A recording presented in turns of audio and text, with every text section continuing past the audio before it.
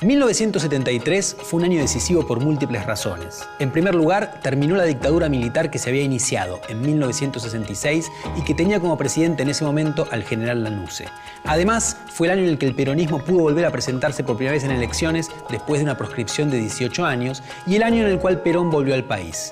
Y también en el 73 estallaron las tensiones internas al peronismo entre la izquierda y la derecha, y por eso para mucha gente fue un año que empezó como una gran esperanza y terminó con un gran desencanto. El año empezó con la campaña electoral para las elecciones presidenciales, en las cuales, como Perón no podía presentarse, designó en su lugar al dirigente peronista Héctor Cámpora. La campaña fue llevada adelante por el sector de izquierda del movimiento, lo que Perón llamaba la Juventud Maravillosa. Terminó en un triunfo.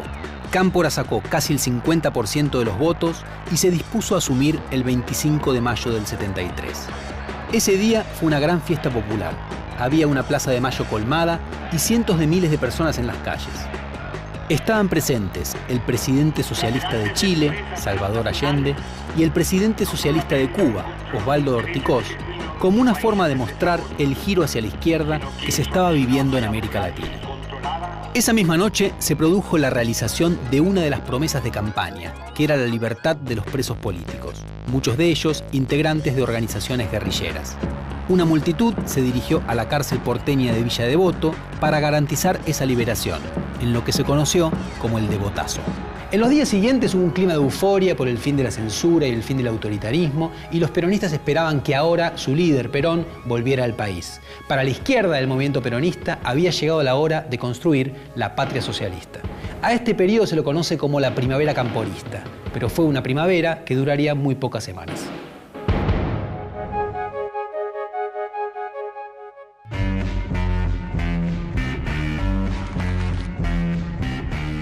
Durante los años de proscripción, el peronismo como fuerza política creció notablemente, al punto que en el propio movimiento convivían un ala izquierda y un ala derecha, que con Perón en el exilio se disputaban la primacía y la interpretación del movimiento. La derecha peronista se identificaba con los sectores sindicales y el peronismo tradicional. Reafirmaban las 20 verdades peronistas, que eran los mandamientos de la doctrina que todo buen justicialista debía respetar, e interpretaban el regreso de Perón como la vuelta a las políticas de justicia social, soberanía política e independencia económica. En la izquierda militaban en su mayoría jóvenes que justificaban su pertenencia al movimiento tanto en el llamado de Perón al trasvasamiento generacional como a la identificación del peronismo como un socialismo nacional. Para ellos, la vuelta de Perón, bajo la consigna de lucha y vuelve, era la forma de garantizar el paso del peronismo al socialismo. Las tensiones entonces entre estos sectores eran bien manifiestas, pero encontraron en Ezeiza el escenario para la confrontación armada. Esta inicial discusión por ocupar los lugares más importantes en el palco derivó en una batalla campal en la que se enfrentaron las huestes del coronel Osinde y militantes que luego formarían parte de la AAA, es decir, estos sectores vinculados al ala derecha del peronismo, con los militantes armados de la tendencia revolucionaria. Nuevamente empezaron a producirse incidentes. 1973 fue un fuerte año de crisis mundial cuando el petróleo se incrementó su precio, producto del boicot que los países exportadores de petróleo, los países de la OPEP, establecieron contra Estados Unidos y otros países en repudio a la política que Israel estaba desarrollando en Siria y en Egipto.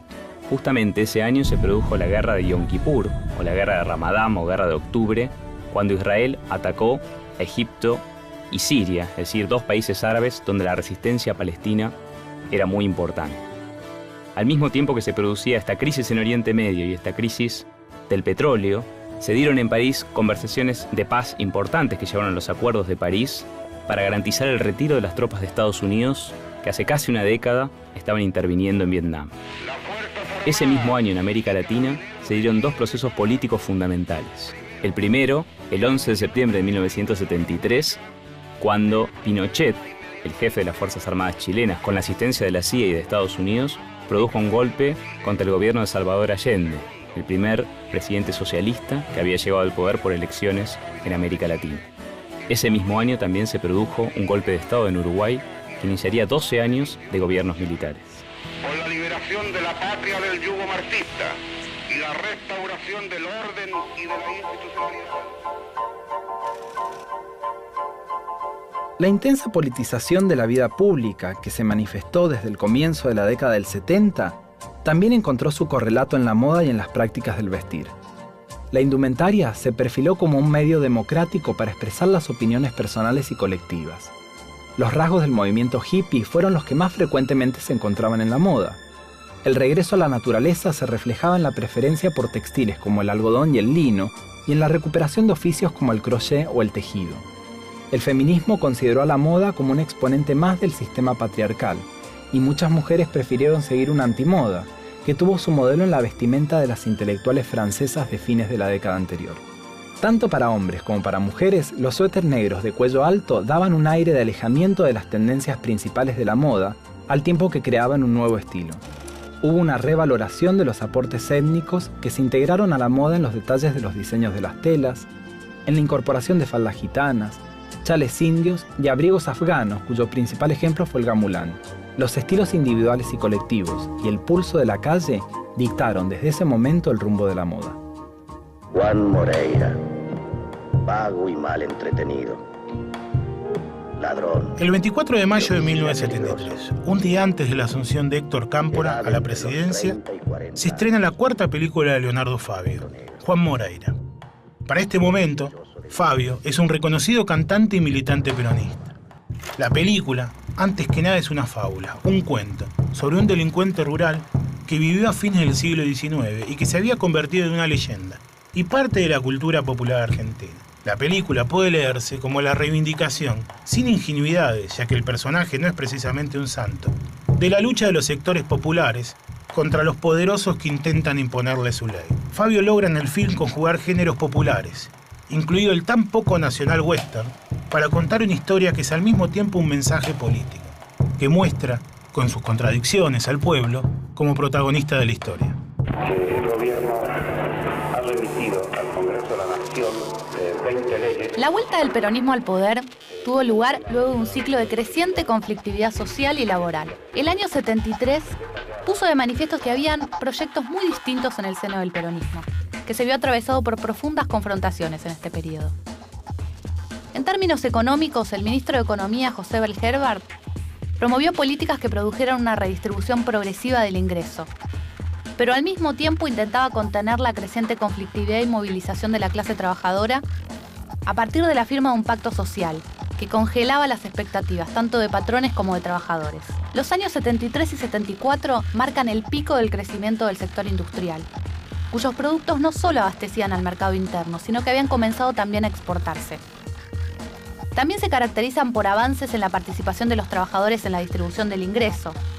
Al mismo tiempo, ya desde el 73, pero más fuertemente desde el 74 y el 75, se desarrolló una política represiva que tenía como objetivo frenar el peso y la influencia de las organizaciones políticas y sindicales radicalizadas.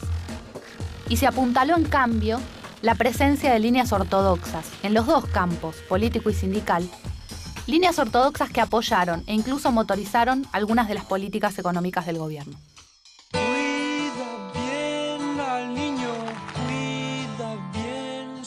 Después de Almendra vino Pescado Rabioso, y cuando Pescado Rabioso casi había dejado de existir como grupo, apareció el disco Artaud. Fue un disco solista de Luis Alberto Spinetta, pero ubicado en la serie de discos de Pescado Rabioso. Un disco de vanguardia dentro del rock nacional, al que por entonces llamábamos música progresiva. Partiendo de la lectura de la obra del escritor surrealista Antonin Artaud, Luis Alberto Spinetta compuso un disco irreverente, distinto desde su misma tapa, esa de esquina puntiaguda, que no entraba en ningún mueble ni en ninguna batea de las disquerías. Artaud, el disco, dejó perplejo a muchos y cautivó a otros tantos. La revista Pelo, nuestra guía de afinidades electivas de aquellos años, dijo que Artaud era la obra más libre y hermosa que la música joven argentina había concebido hasta la fecha. Un año interesante y un año intensamente político, 1973. Y en cierto modo, Artaud fue, por su intransigencia musical y poética, un disco de confrontación. Rock, la música dura, la suicidada por la sociedad, dijo Spinetta la noche en que presentó el disco en el Teatro Astral. Con esta sangre alrededor. La primavera camporista tuvo el sello de la izquierda del peronismo, que quería la patria socialista, pero pronto se hizo evidente que para la mayoría de los sindicalistas y para la derecha peronista este no era el camino a seguir. Estas tensiones estallaron pronto cuando Perón decidió volver al país, el 20 de junio de 1973, y se preparó un gran acto para recibirlo en Ezeiza. Ese día hubo unas 2 millones de personas presentes, en la que fue hasta entonces la movilización más grande de la historia argentina, por lo menos hasta el Bicentenario en 2010. La organización estuvo a cargo de la derecha peronista y de los sindicalistas, pero antes de que bajara el avión, antes de que empezara el acto, desde el palco donde estaban los organizadores, se empezó a disparar sobre la multitud, causando corridas, pánico y un número de muertos que nunca pudo precisarse con exactitud. Lo que sí quedó claro ese día fue que el peronismo estaba en crisis, que había grandes tensiones internas y que la derecha empezaba a avanzar. De hecho, el presidente Cámpora, ligado a la izquierda del movimiento, fue obligado a renunciar y lo reemplazó Raúl Lastiri, que lo hizo de manera interina, hasta que se llamaron nuevas elecciones el 23 de septiembre. En ellas ganó por tercera vez en su vida el ya anciano Perón, con más del 60% de los votos, y su vicepresidente iba a ser su mujer, Isabel Martínez de Perón. 2 días después, José Ignacio Rucci, máximo referente del sindicalismo y secretario general de la CGT, fue asesinado en Buenos Aires. Todo el mundo atribuyó ese atentado a la organización armada de la izquierda peronista, Montoneros. Así quedó claro que aún con Perón en el poder, era imposible que hubiera unidad en el peronismo. Así, este 1973 tan decisivo, en el cual el peronismo había vuelto al poder después de casi 2 décadas de proscripción, terminó con una escalada de violencia que pronto precipitaría al país a la peor época de su historia.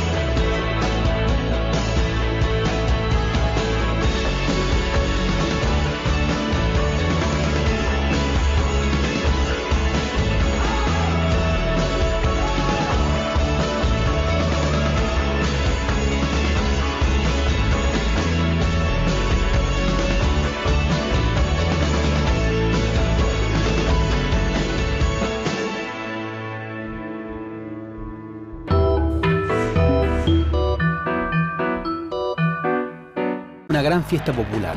Había una plaza de Mayo colmada y cientos de miles de personas en las calles. Estaban presentes el presidente socialista de Chile, Salvador Allende, y el presidente socialista de Cuba, Osvaldo Ortigoz, como una forma de mostrar el giro hacia la izquierda que se estaba viviendo en América Latina. Esa misma noche se produjo la realización de una de las promesas de campaña, que era la libertad de los presos políticos, muchos de ellos integrantes de organizaciones guerrilleras. Una multitud se dirigió a la cárcel porteña de Villa Devoto para garantizar esa liberación, en lo que se conoció como el Devotazo. En los días siguientes hubo un clima de euforia por el fin de la censura y el fin del autoritarismo, y los peronistas esperaban que ahora su líder, Perón, volviera al país. Para la izquierda del movimiento peronista había llegado la hora de construir la patria socialista. A este periodo se lo conoce como la primavera camporista, pero fue una primavera que duraría muy pocas semanas.